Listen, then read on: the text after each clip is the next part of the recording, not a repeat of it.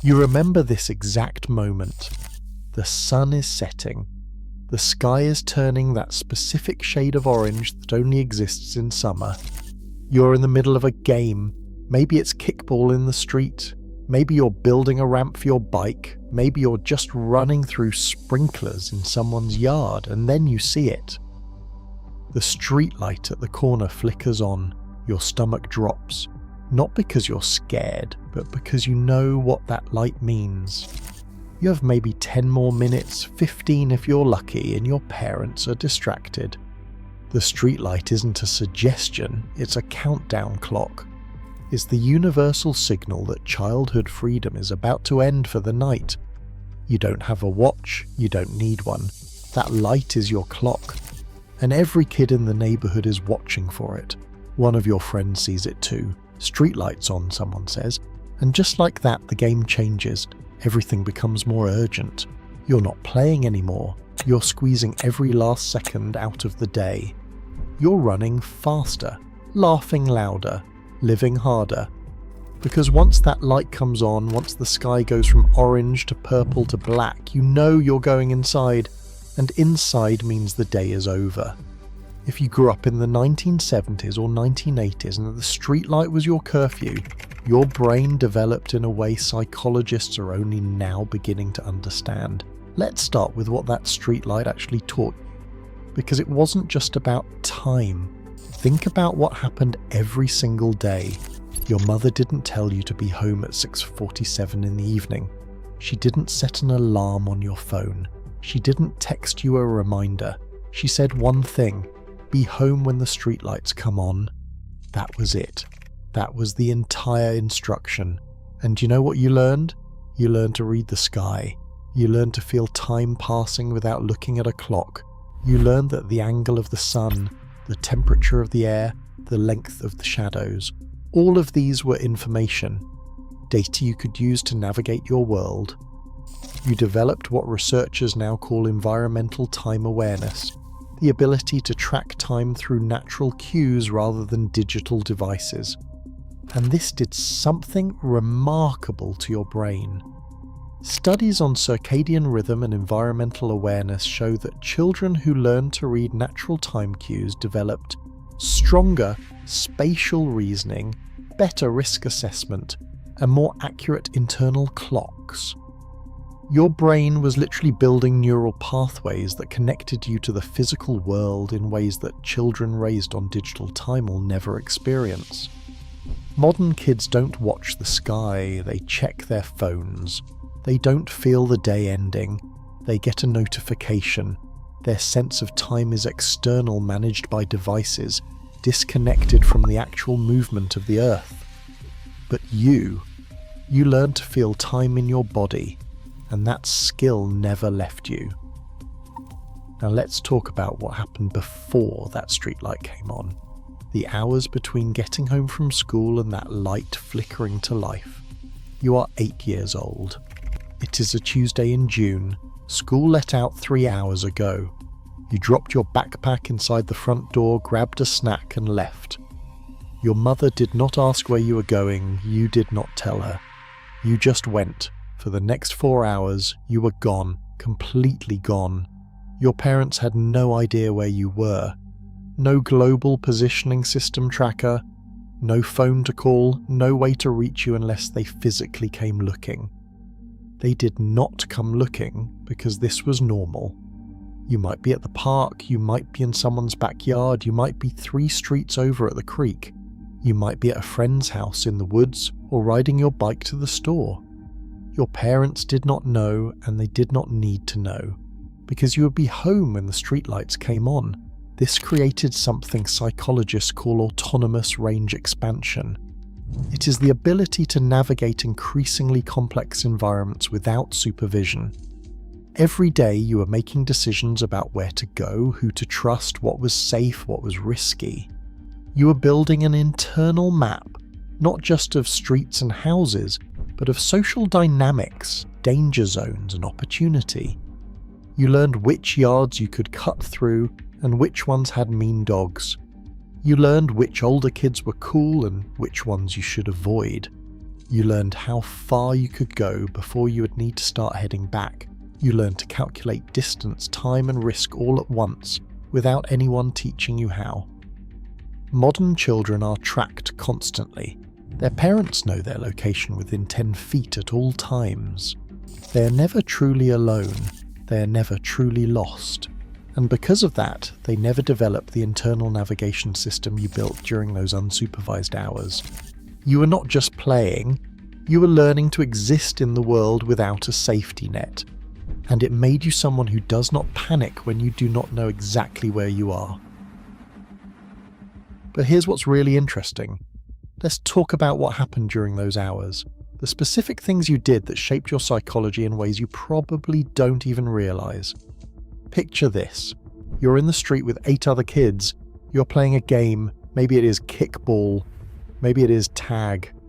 Maybe it is some hybrid game you invented that has rules only you understand.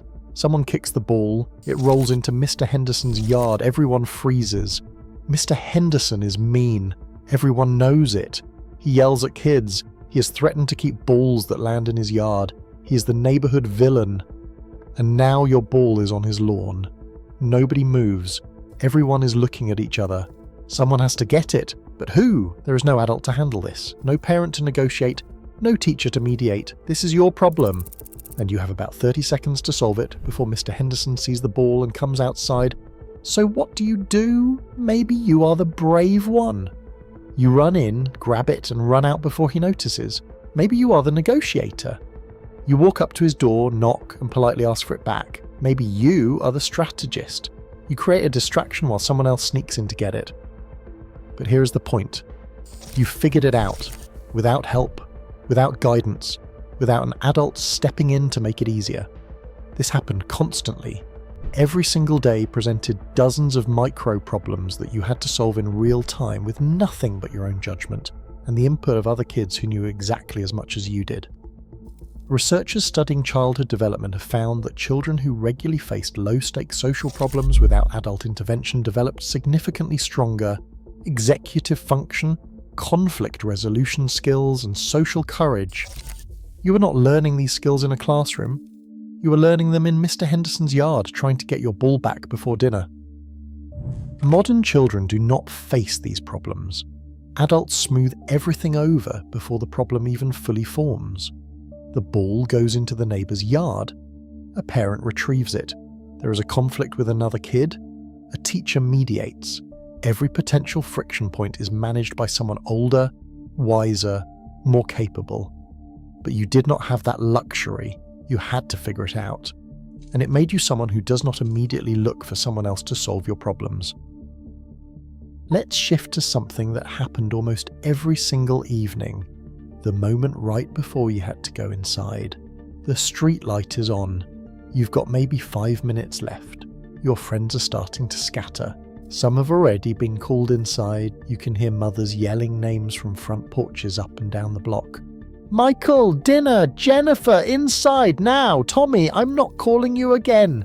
And you're still outside pushing it, seeing how long you can stretch those final minutes because you know that once you go inside, that's it. The day is over. There is no going back out, no second chance, so you stay. You keep playing. You ignore the first call, maybe even the second, and then you hear it. Your name, your mother's voice. You know from the tone that this is the last call. This is the line. Cross it and there are consequences. So you go. You run home, you walk through the door right at the edge of acceptable. Not late enough to get in trouble, but not early enough to have left time on the table. You learned something crucial in those final minutes. You learned to read authority, to understand exactly where the line was, to push right up against it without crossing it. Psychologists call this boundary calibration, the ability to understand rules not as rigid absolutes, but as flexible frameworks with edges you can test. You learned that rules have give, that authority has limits, that you can negotiate with the world if you're smart about it. Modern children don't get this education. Rules are enforced immediately and consistently. There's no room to test, no space to push, no opportunity to learn where the real line is versus where the stated line is. But you learned it every single night, and it made you someone who understands that the world operates on nuance, not absolutes. Now let's talk about what happened when you finally did go inside, because that transition mattered too. You walk through the door. You're sweaty. Your clothes are dirty. You've got grass stains on your knees and dirt under your fingernails. You're out of breath from running home at the last second. Your mother looks at you and says, "Wash your hands, dinner's ready." That's it. No interrogation, no detailed doors, questions about where you were or what you were doing. No request for a minute-by-minute breakdown of your afternoon. You were gone for 4 hours, and she's not asking for a report because she trusts that if something bad had happened, she would have heard about it. She trusts that you're capable of managing yourself. She trusts that the neighbourhood is watching even if she isn't. This created something remarkable. You learned that you didn't need to report every detail of your life to someone else, that your experiences were yours, that you could have a whole internal world that nobody else needed to access or approve. Research on childhood autonomy shows that children who had regular unsupervised time developed stronger sense of self, better emotional regulation, and more secure identity formation. You weren't performing your childhood for an audience, you were living it. And the difference is profound. Modern children document everything. Every experience is photographed, shared, validated by others. Their childhood exists as much online as it does in reality. They're never truly alone with their experiences because their experiences are always being broadcast. But you had hours every day that belonged only to you, and it taught you that you don't need external validation to know that your life is real. Here's something else that happened during those streetlight hours, something that shaped you in ways you might not have considered. You're playing with the same group of kids you play with every day. There are 8 of you. You've known most of them since you were 5. You see them at school, you see them after school, you see them all summer, and you're working this out together. Someone is being bossy, someone is being annoying, someone is cheating at the game, someone's feelings are hurt, someone is being left out, and there is no adult to fix it. You have to navigate all of this yourself, so you learn how to tell someone they are being annoying without making them so mad they go home. You learn how to include the younger kid without slowing down the whole game. You learn how to call out cheating without starting a fight. You learn when to stand your ground and when to let it go. You are learning the entire social contract through trial and error, through mistakes and repairs, through conflicts and resolutions. Studies on peer socialization show that children who spent significant unsupervised time with peers developed more sophisticated social skills, better emotional intelligence, and stronger conflict resolution abilities than children whose social interactions were always mediated by adults. You were not learning how to be social from a teacher or a parent. You were learning from other kids who were just as clueless as you were, and somehow that made you better at it. Modern children have playdates, scheduled, supervised, structured. An adult is always there to step in if things get tense, to redirect if someone is being excluded, to mediate if there is a conflict. But you did not have that. You had to figure out how to be a person among other people without a referee. And it made you someone who can navigate social complexity without needing someone to manage it for you. Let's talk about one more thing. The thing that might be the most important of all. It's summer. It's 7:45 in the evening. The streetlight has been on for 20 minutes. You've been inside for 15. You're standing at your window, looking out at the street. It's not fully dark yet. There is still that purple twilight. The street is empty. All the kids are inside, all the bikes are put away. The neighborhood is quiet, and you feel it. That specific feeling. The day is over. You had your time and now it is done. You're not sad exactly, you're not angry, you're just aware that time passes, that days end, that you cannot hold on to moments no matter how much you want to. You learned something that modern children with their endless content and infinite scroll never learn. You learned that things end,